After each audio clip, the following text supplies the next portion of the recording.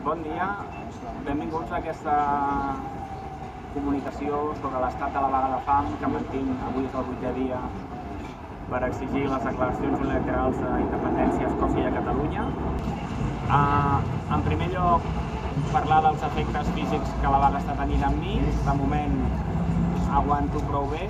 Els efectes de manca d'energia queden fins a cert punt compensats per la pèrdua de pes. Sí que tinc marejos i mals de cap i coses fins ara menors. Entenc que ara la cosa farà més potent. Vull aprofitar per agrair el suport del millor equip que una persona pugui tenir quan s'anima a fer una cosa d'aquestes característiques, perquè sense aquesta gent meravellosa que treu hores d'on pot i que està patint atacs informàtics, que els estan trinxant totes les comunicacions i estan fent malviure, no seria possible estar aquí. I sobretot també li vull agrair a la meva parella, la Dèlia, que em cuida i que s'emociona quan es planteja el que serà el meu estat físic a mesura que els dies i les setmanes vagin passant. Moltes gràcies. El primer objectiu polític aconseguit és que hem entregat en mà l'octaveta de la vaga en català i anglès al president Carles Puigdemont, a Josep Rull, la Té Oriol Junqueras, l'hem donat a Ada Colau i la tenen ja la majoria de regidors, consellers i diputats de Catalunya. Aconseguit aquest objectiu polític, també vull refrenar que aquesta vaga no és una vaga resistencialista, aquesta vaga té un objectiu estratègic molt clar i un objectiu que assolirà. A Catalunya les coses no són com la majoria es pensa perquè està tot podrit a nivell de partits polítics, mitjans de comunicació, organitzacions i xarxes socials, on res és el que sembla. I aquesta acció ja ha tingut un altre objectiu que és esquerdar aquesta obra de teatre i aquesta ficció, que és el procés i que és la vida política a Catalunya.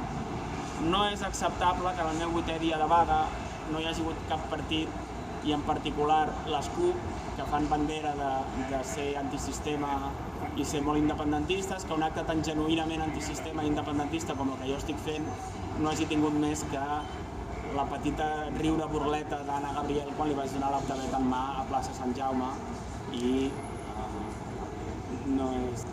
Em sembla lamentable també la reacció de l'Assemblea Nacional Catalana, que una assemblea que s'encarrega de fer cassolades i fer accions quan es produeix, per exemple, no sé, unes imputacions totalment fictícies i de cartró pedra contra Artur Mas o altres persones que no corren cap perill i tenen una vida ben acomodada i ben protegida, i en canvi encara és el moment que ningú de l'ANC s'acosti a preguntar què em passa.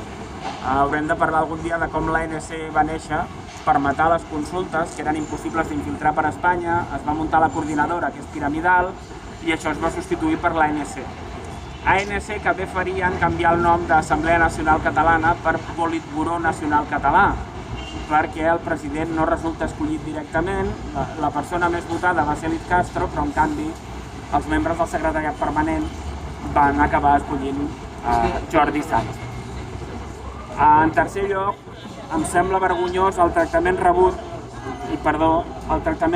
pels mitjans de comunicació a Catalunya, que són més propis d'una dictadura que no del que seria esperable en democràcia. I perquè ell ho fa molt millor que jo, vull llegir un post d'ahir mateix del mestre Amadeu Clavé que en parla, i amb el seu permís el llegeixo. Censura una huelga de hambre. Ni durante el franquismo, y mucho menos en la pretransición, los medios de comunicación adoptaron una actitud tan celadora con el poder y ninguneante con el pacifismo. Otrora el sacerdote Luis María Xirinacs obtenía notoria repercusión reivindicando mediante huelgas de hambre amnistía para los presos políticos y a rebufo libertad política para Cataluña. Desde el 3 de mayo, David Raventós se ha declarado del mismo modo, y para saber de la evolución de su estado de salud y la propia reivindicación, medios mediante, no existe otra alternativa que acudir a la prensa escocesa convertida en contemporánea pirenaica.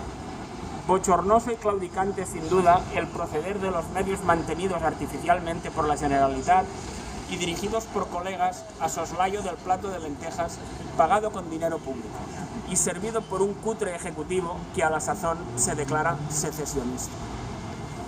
Jo no ho sabria dir millor que ho ha dit ell.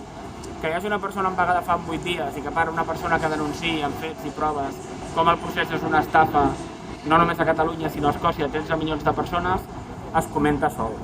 És que la vaga continua i continuarà fins que s'esquerdi aquest sistema podrit en mans dels nostres enemics, que emplaço a Oriol Junqueras, a Josep Rull, a Carme Forcadell, a molta gent que durant aquests 2 anys i mig que dura la persecució política des que vaig fer el vídeo sobre la pregunta trampa del referèndum, que tinguin un cara a cara amb mi i m'expliquin per què hem anat saltant dates i no hem fet un referèndum quan l'havíem de fer i ara tenim 72 i no la declaren, perquè no és acceptable.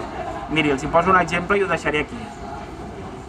Escòcia va fer un referèndum el 2014 sense cap de les garanties, que va ser una estafa i una tupinada, mentre els representants del sí xiulaven i miraven cap a una altra banda. 1-0. A Catalunya, quan havíem de fer un referèndum, vam fer una enquesta d'opinió anomenada procés participatiu. 2-0. A Escòcia tenien la majoria absoluta al Scottish National Party per declarar la independència i ara no la té perquè l'ha perdut en les últimes eleccions. 3-0. A Catalunya tenim 72 per declarar la independència i no la declara. 4-0. Mirin, això és com si un arriba a casa seva només 4 hores abans, en hores diferents de les que acostuma a arribar, i es troba la seva parella les 4 vegades, 4 de 4, amb un altre llit. I encara ens hem de creure que no és el que sembla. I encara li demanen proves. Diu, escolti, què proves més vols que t'estic pillant?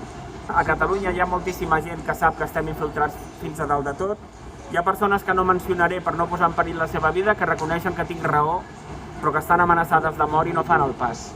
Espero que la persistència d'aquest acte de consciència obligui a remoure la seva consciència també i facin el pas.